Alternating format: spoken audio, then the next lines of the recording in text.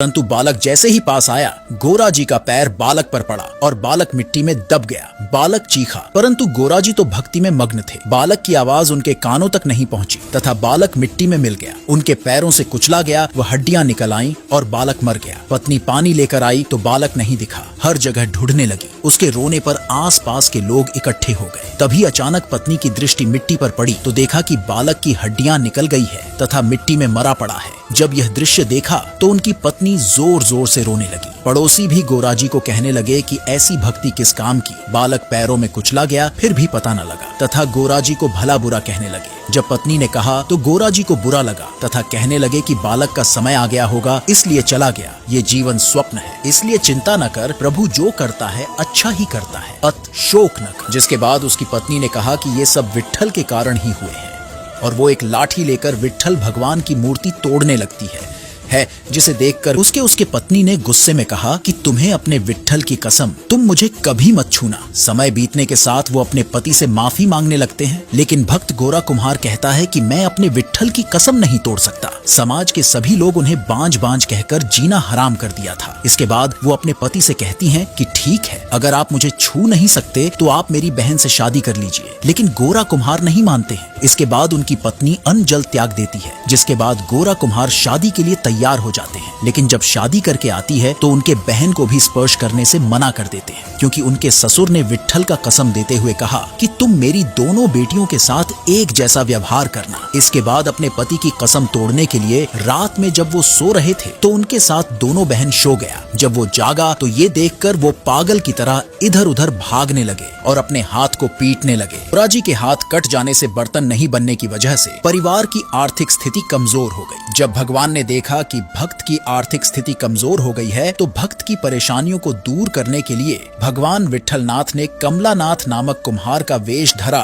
गरुड़ को गद्दा बनाया तथा लक्ष्मी जी को कुम्हारन बनाया और गोरा जी के घर पर आकर कहने लगे, भगत जी मेरे देश में अकाल पड़ा है, अत हम इधर आ गए हैं, हमें नौकरी पर रख लो। गोरा जी ने कहा, मैं गरीब हूँ, भला मैं तुम्हें क्या दे सकता हूँ, तुम किसी और के पास जाकर नौकरी कर लो। तब भगवान बोले कि मुझे पैसा नहीं चाहिए, केवल 2 वक्त का भोजन दे देना। गोरा जी ने हामी भर दी। भगवान सुंदर बर्तन बनाने लगे, जिससे गोरा जी की आय भी बढ़ गई। एक बार संत नामदेव जी विट्ठलनाथ जी के दर्शन को मंदिर में गए तो उन्हें मूर्ति में भगवान का तेज नहीं दिखा। तो भगवान का दर्शन करने के लिए नामदेव जी ने जैसे ही ध्यान लगाया तब पता चला कि भगवान तो गोरा जी कुम्हार के यहाँ नौकरी कर रहे हैं। तो नामदेव जी गोरा जी के घर पर गए। भक्त नामदेव जी को आता देखकर गोरा जी प्रसन्न हुए। तभी भगवान नामदेव जी को आता देखकर मिट्टी के पीछे छिप गए तथा बाद में मंदिर चले गए। जब नामदेव जी ने गोरा जी को बताया कि तुम्हारे यहाँ भगवान नौकरी कर रहे हैं तो गोरा जी पश्चाताप करने लगे और पागलों की भांति भागने लगे विट्ठल को खोजने के लिए। वो अपना सुध बुध सब खो दिए थे। उन्हें लग रहा था कि वो बहुत बड़ा पाप किया है भगवान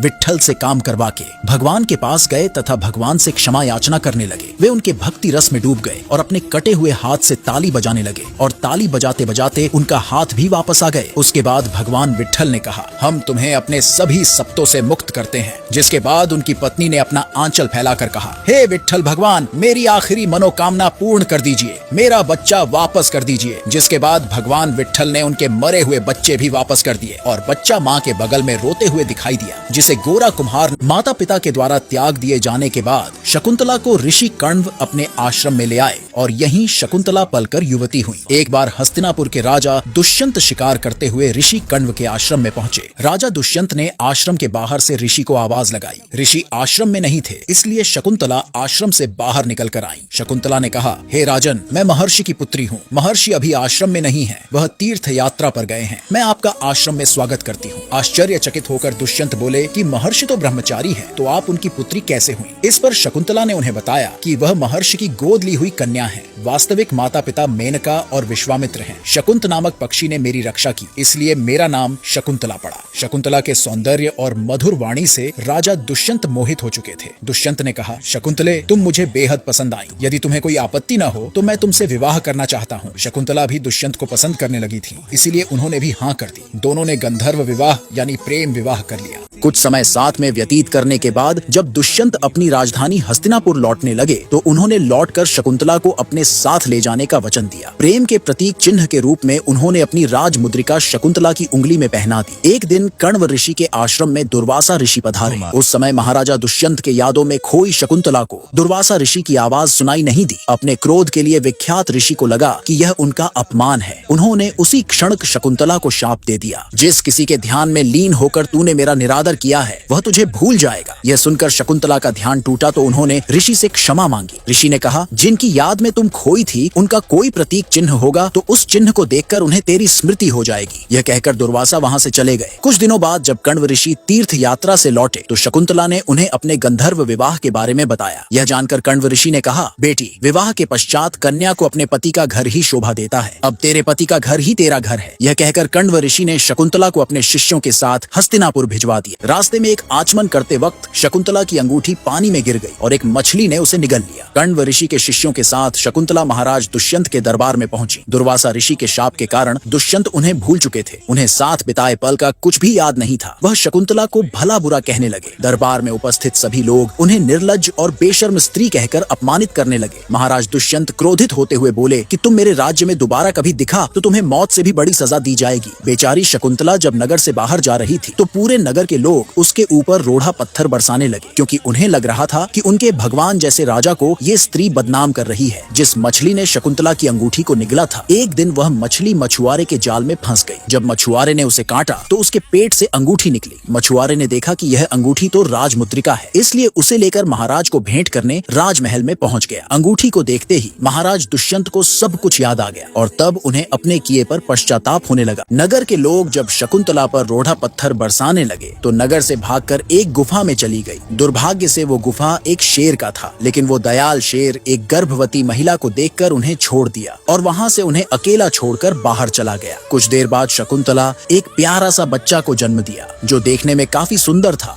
और उस बच्चे को लेकर ऋषि कश्यप के आश्रम में चले गए, जहां उनका लालन पालन हुआ। एक दिन घूमते घूमते राजा दुष्यंत ने देखा कि ऋषि कश्यप के आश्रम के बगल में सुंदर सा बालक शेर के साथ खेल रहा है। दरअसल ये बालक कोई और नहीं, शकुंतला का पुत्र था। शकुंतला अपने साथ हुई अपमान के कारण रोते हुए राजा दुष्यंत को देखकर भागने लगी। तब ऋषि कश्यप ने ऋषि दुर्वासा के श्राप के बारे में पूरी बात बताई। तब जाकर दोनों की मिलन हुई। राजा दुष्यंत ने शकुंतला से अपने बुरे व्यवहार की माफी मांगी और कश्यप ऋषि से आज्ञा लेकर उन्हें और अपने पुत्र भरत को हस्तिनापुर ले आए। बाद में भरत प्रतापी सम्राट बने और उन्हीं के नाम पर हमारे देश का नाम भारतवर्ष हुआ।